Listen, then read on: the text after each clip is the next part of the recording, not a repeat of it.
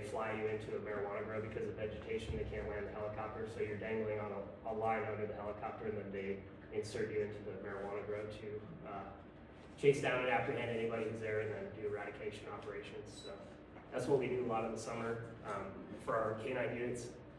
For my agency, a lot of the time our more action-filled deployments are those marijuana eradication events in California, and then also we get deployed to the southern border to help border patrol. So. When you retire the dogs, do they get to go with the guy that's trained them, or do they?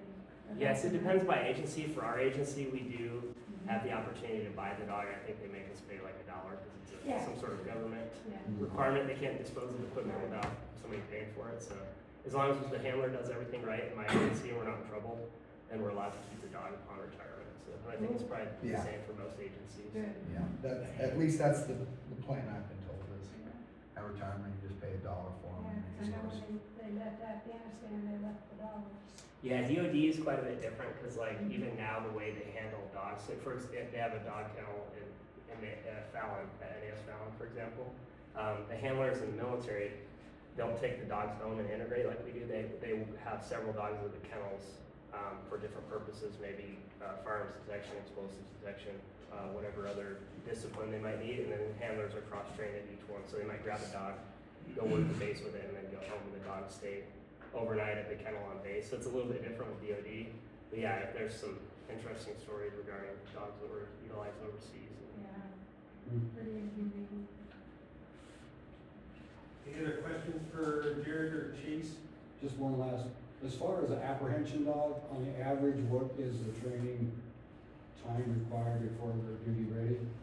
I think the minimum for most state, like post-certification requirements is a minimum of like a 3 or 4 week So patrol certification, which is just the bite side of it, and then you have to pass the state certification annually, which is a series of like an area search. Like we have to deploy the dog into a room like this. He has to say, for example, a person behind that door, he has to bark aggressively at the door or alert. We have to be able to, basically the dog has to be a locating tool and find the person. There's like Jared mentioned, there's a bite, and then you have to be able to verbally out and recall your dog. So there's at one point you'll have a decoy a certain distance away. You'll have to, while they're in full drive and in pursuit of the suspect, have to call them back or forward down them without an unintentional bite. And a series of things like that that are required for Nevada Post certification. And each state's going to have its own requirements that are generally the same. It just varies a little bit. So Nevada doesn't necessarily have like a time limit, but like you said, they have to be able to pass that certification annually, and the initial. But standard, it's 6 weeks for dual purpose dogs. For a 6-week handler course is kind of the standard.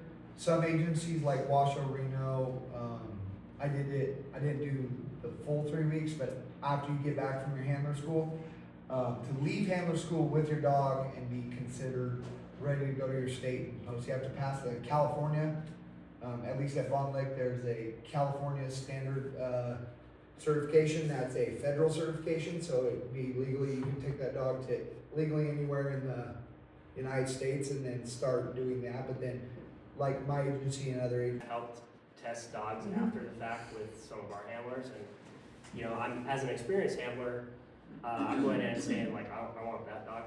You know, it's like a Ferrari versus a Ford. You know, as far as driving a car, like driving a dog. So I'm seeing the potential of the dog, but we might have what's called a green handler, like a first-time handler, just like I was. And you know, this thing is, you know, you're trying to hold it back, and you see the potential of it. But this person's never even had a working dog or worked with one. So we've had instances where like a dog like that might come up the leash and try to bite the handler, and it's just not going to work out because the too inexperienced of a handler. But maybe that type of dog, when it come back and the handler comes back for a second dog, someday that might be the perfect dog for that instance. But yeah, it does kind of work the opposite way in that regard sometimes. yeah, I would say exactly. I think the dog definitely does choose his handler in a way. Because if it's not going to mix, it's not going to mix. Like Chase was saying, green handler and stuff like that. But you can even have like a super experienced handler, and they're just not going to mix well. Right. Sometimes there's like really great personalities that come together. Either you can have a guy who pops the collar way too much, and then drives the dog's confidence down and everything because he's way too on top of it. Or like Jess said, the exact opposite. You can have a dog that's just like a Ferrari. Like, we look at dogs, especially when new dogs kind of come into the group and stuff like that, and you're like, ooh, I don't know if that dog, he's gonna come back on that guy. He doesn't. And at the same time, green handler, they don't know exactly what they're doing. I definitely didn't. I've had stock dog work and train some hunting dogs, but it's 10 times different. So if it's not gonna gel, or at least the handler's not, I don't know, self-aware enough to make Right. say like, Yeah, I gotta sometimes- change. Sometimes the dog will let the handler they'll try to let them know that they'll test them. The dog tries to be the boss basically, and the handler's not. They all do. The handler's not ready for that, and sometimes that area is not gonna work out. We've had instances lately where we had to.